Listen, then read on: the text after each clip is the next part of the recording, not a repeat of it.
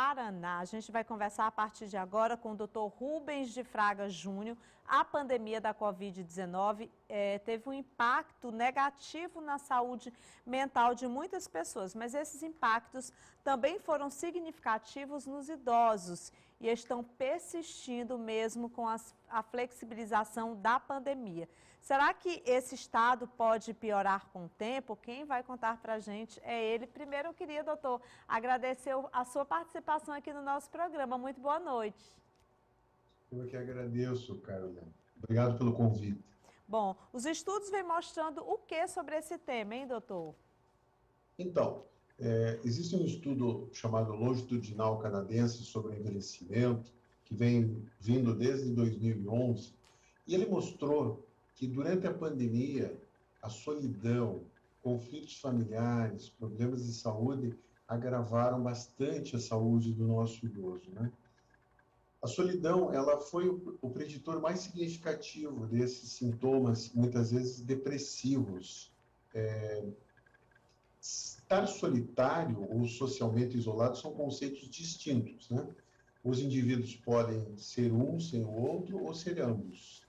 A solidão é um sentimento subjetivo negativo associado à percepção da falta do que de um sistema, de uma rede social ampla, né? Chamado solidão social, ou a ausência de um companheiro desejado específico, que é a solidão emocional. Então, a solidão, ela inflama o nosso sistema cardiovascular, ela aumenta interleucina 6, fator de necrose tumoral, substâncias que estão relacionadas com infarto, com derrame cerebral, né? Então, os idosos que ficaram na pandemia isolados socialmente, eles acabaram aumentando muitas vezes a inflamação.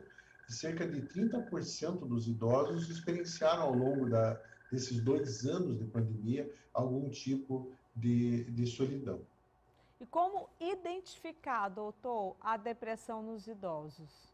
Então, a depressão, a gente está vendo muita ansiedade e está vendo muita depressão na pandemia, né? Essas emoções, né, elas podem se transformar em ansiedade e depressão o tempo todo, né, na nossa mente, né? Principalmente quando os sentimentos negativos não vão embora num curto espaço de tempo. Se a preocupação ela for intrusiva, além de um estresse, isso é ansiedade.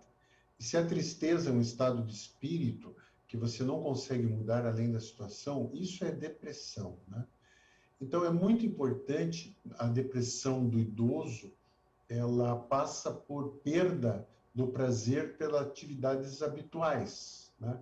Então, o idoso, ele cuidava, por exemplo, das suas plantinhas e agora já as plantinhas estão ali deixadas de lado, né?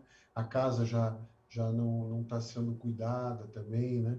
Então, os sintomas incluem assim sentimentos de tristeza, mas que muitas vezes o que a gente nota é perda do prazer pela atividade habitual. A gente chama isso de anedonia.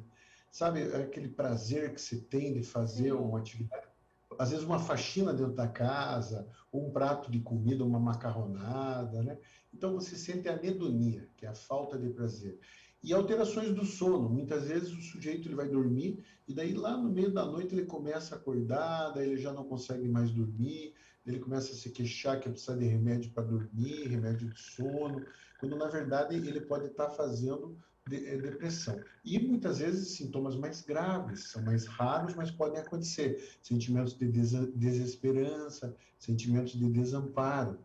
Então nós precisamos sempre, quando um ente querido estiver sofrendo de depressão, a gente deve ter uma conversa com ele e deve perguntar até mesmo os sentimentos e pensamentos mais graves, né?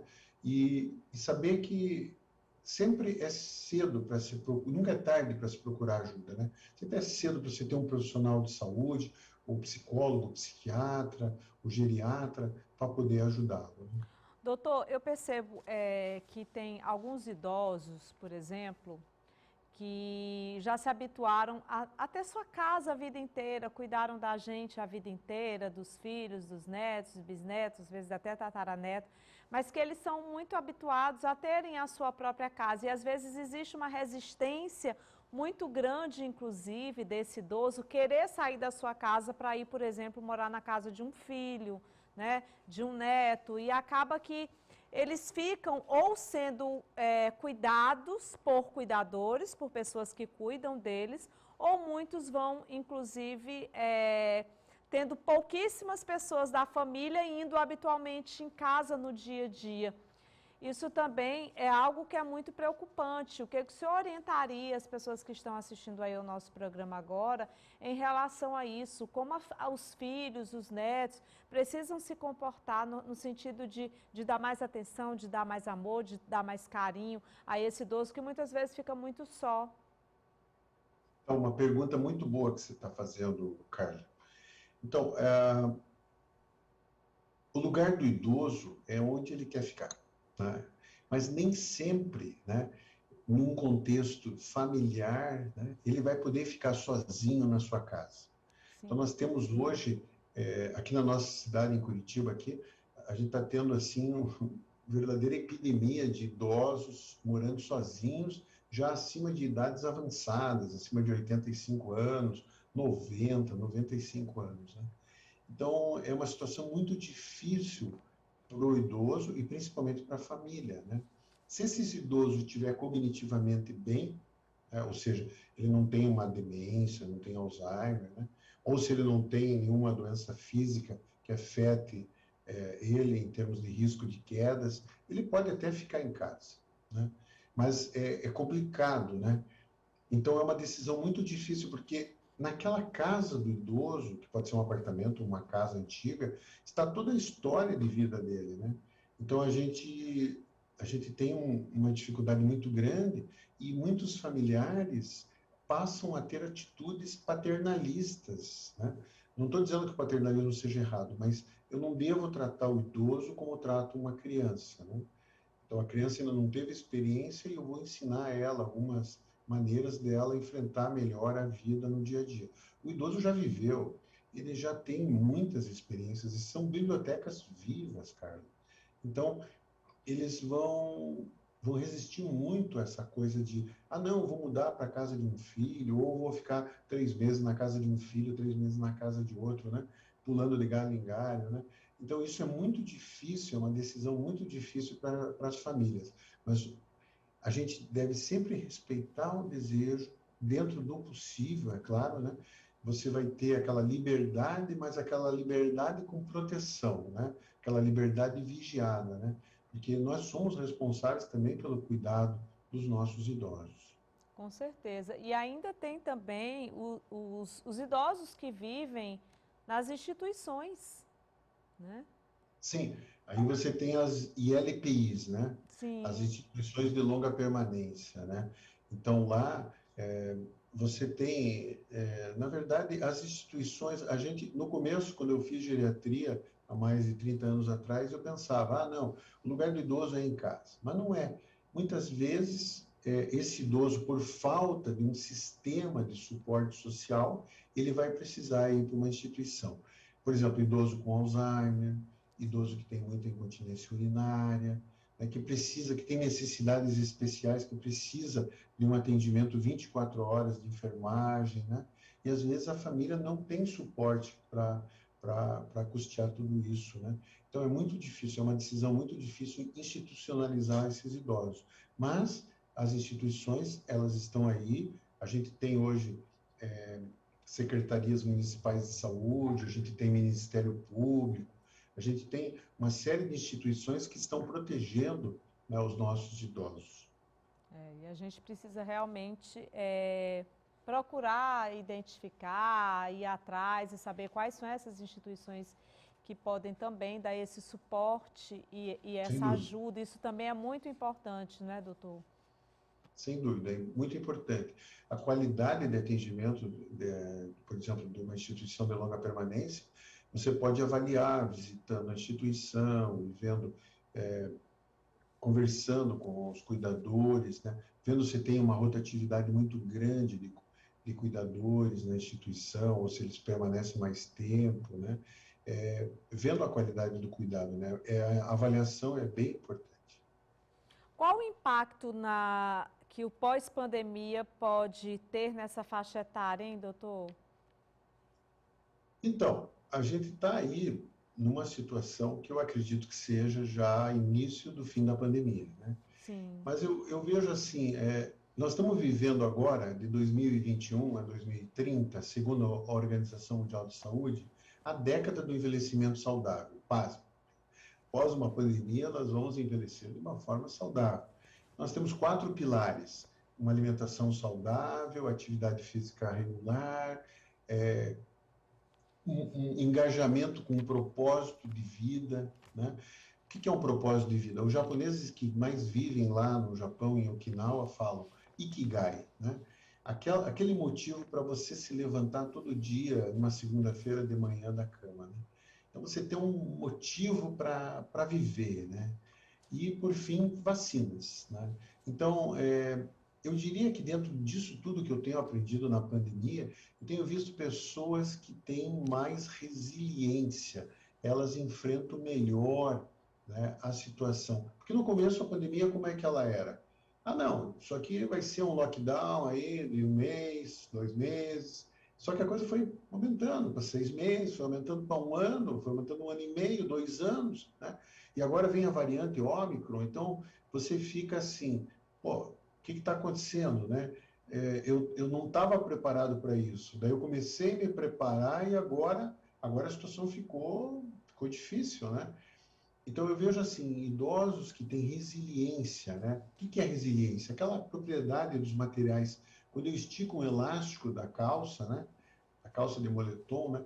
Eu estico, eu visto a calça, ele volta ao normal. Mas se eu esticar demais, ele esgarceia e não volta. Isso é falta de resiliência, né? Resiliência é um termo que descreve capacidade, que pode ser conceituado em domínios físico, psicológico e social. O que é ter alta resiliência? Alta resiliência está associada, particularmente com estilos de vida de otimismo, de esperança, de emoções positivas, de apoio social, de envolvimento na comunidade. Como médico, eu tenho visto na pandemia, eu não sei se eu aprendi alguma coisa, sabe, Carla, na pandemia, mas o que eu aprendi talvez seja assim. Eu fazia muito medicina centrada na pessoa. Claro, continuo identificando e fazendo o que é melhor para aquele meu paciente especial, específico, né? Eu faço medicina baseada na pessoa, né? Então, a dona Maria, eu trato diferente do seu João, entendeu? Eu não vou tratar igual dois pacientes, são individualizados. Mas eu tenho notado que, além da medicina baseada na pessoa, centrada na pessoa, é importante que eu faça uma medicina baseada na comunidade, né? Então, a gente está vivendo aí um movimento, né, anti-vacina no mundo inteiro. Só para citar, por exemplo, a Alemanha. A Alemanha tem 80 milhões de habitantes, 15 milhões disseram, eu não vou tomar vacina de Covid. Então, lá do leste, lá, a Saxônia da Alemanha, não vai tomar vacina. Então, o governo está tentando até articular assim, formas de fazer com que essas pessoas tomem vacina. O que eu aprendi? Que é muito importante eu fazer medicina centrada também na comunidade, né? À medida que eu me vacino, não é só um ato de solidariedade. Eu estou criando uma imunidade coletiva, ou seja, quando eu atinjo 75, 80, 85% da população vacinada, eu consigo reduzir, né, a infectividade do vírus, né? O vírus passa a ser não mais o vilão, né? Eu vou conseguir vencer o vírus, né? E o que acontece quando você tem 15 milhões de pessoas num país que não quer tomar vacina? Você vai aumentar a chance de uma pandemia de não vacinados. Daí surgem essas variantes, né, como a Ômicron surgiu agora na África do Sul, mesmo na Europa, né, e agora chegou no Brasil, né? Então, eu diria assim, resiliência. Resiliência é muito importante, né? Verdade, doutor. O senhor falou tudo, viu? Muito obrigada pela entrevista. Estou à disposição, muito obrigado, eu que agradeço a oportunidade. Tá, volte sempre. Resiliência sempre, viu, gente?